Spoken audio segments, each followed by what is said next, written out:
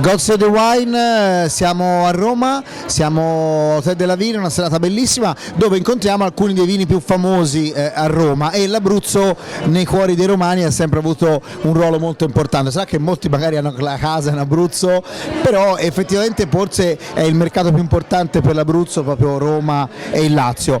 Quindi Stefano, raccontaci com'è andata la ripartenza, la riapertura. A me sembra che Roma sia ripartita alla grande. Dalla tua cantina sono cambiate un po' le richieste che fanno i consumatori nei confronti di Masciarelli? Allora, intanto ti ringrazio grazie.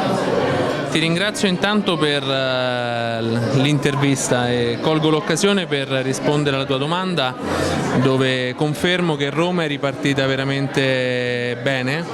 Sicuramente abbiamo avuto tanti input diversi dati da questa situazione inaspettata che abbiamo vissuto in quest'anno e mezzo, ma fortunatamente, come dicevi te, l'Abruzzo per Roma è comunque un territorio di riferimento, non soltanto in termini di vacanze, ma anche in termini enologici e gastronomici. Comunque tanti prodotti abruzzesi su Roma sono presenti o comunque hanno fatto breccia, anzi tante volte si pensano siano romani ma hanno origine molto radicate in Abruzzo.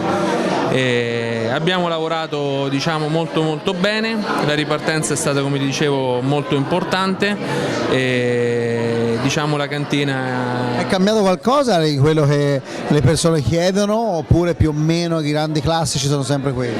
Allora, devo dire che con l'avvento della pandemia abbiamo trovato un cliente molto più esperto e informato sul comparto enogastronomico. Quindi hanno studiato, in questi anni a casa hanno studiato? Hanno bevuto, devo dire.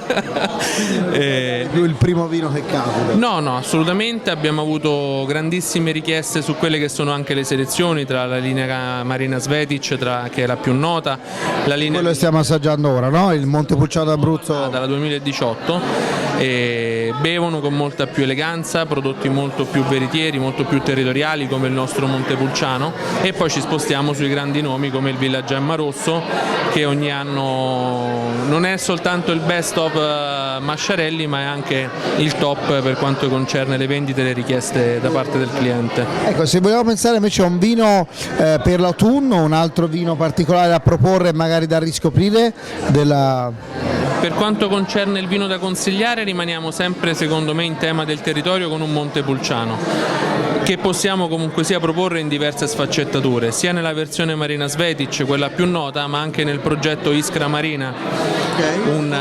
Sì, assolutamente, prodotto in due versioni. C'è una Malvasia istriana con una produzione circa di 3.000 bottiglie e qualcosina in più per quanto concerne il Montepulciano, dove esce quest'anno la riserva 2016.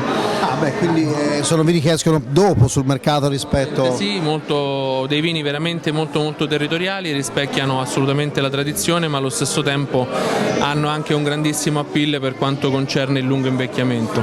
Allora anche questa è una delle sfide che l'Abruzzo ha dimostrato sia col Trebbiano che col Montepulciano di poter vincere, ma fa sempre piacere vedere questi grandi vini che resistono anche a decenni. Grazie mille Stefano e buona serata, arrivederci.